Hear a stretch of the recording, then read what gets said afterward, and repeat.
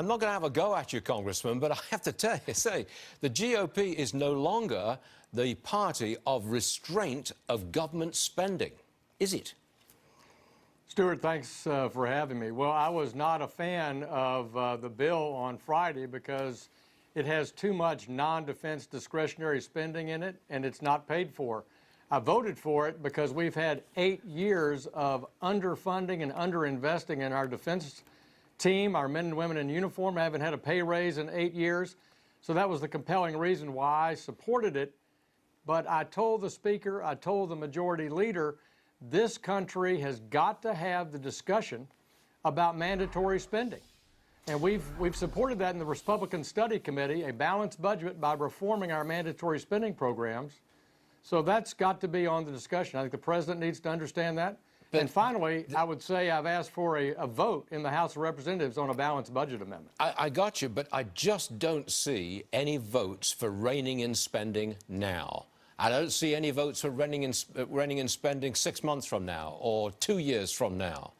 Politicians don't get re-elected by cutting spending on social programs. They get elected by spending more. I mean, isn't that the basics of American politics today, sad to say? Well, it's the basis of American politics for 200-plus years, and Americans, I think, traditionally don't want to make tough decisions until they have to. You were referencing President Reagan on Dougie Cass was talking about debt ratios back in the 80s. Also, mandatory spending was only about 30% of federal spending in the 1980s. Today, it's 2/3. If we're serious about our fiscal future and fiscal prudence and stability, we must make out-year improvements in our mandatory spending programs. This is something I believe that President Trump, while he campaigned that he would not address that, that's something that I think he's got to work with his budget department and make recommendations on. If you were to suggest reining in a social program, the next time you're up for re-election, your political opponent would demagogue you to death. He would say that you're starving children, that you're starving seniors, that you're really hurting America, that you're not investing in America. That's what that person would say. And, sir, that person has a fair chance of beating you.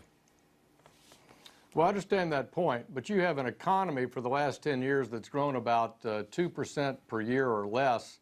And so economic growth is important.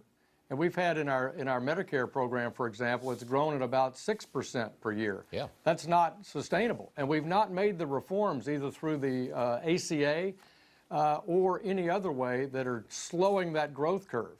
And for me, for our future, for our grandchildren, innovations and out-year improvements in those programs is the only way that we'll have a prudent fiscal future, and we all have to collaborate to do that. It will not be Republicans only that have to come to that conclusion, but Democrats as well. Maybe the debt bomb has to explode before we do something about it. Congressman French Hill. Well, that's what we've got to avoid. Yeah, we do. By then, of course, it's too late. Republican from Arkansas, French Hill. Thanks for joining us, sir. Appreciate it. Thank you, Stuart. Appreciate it. Now, remember the Equifax hack? Might be worse.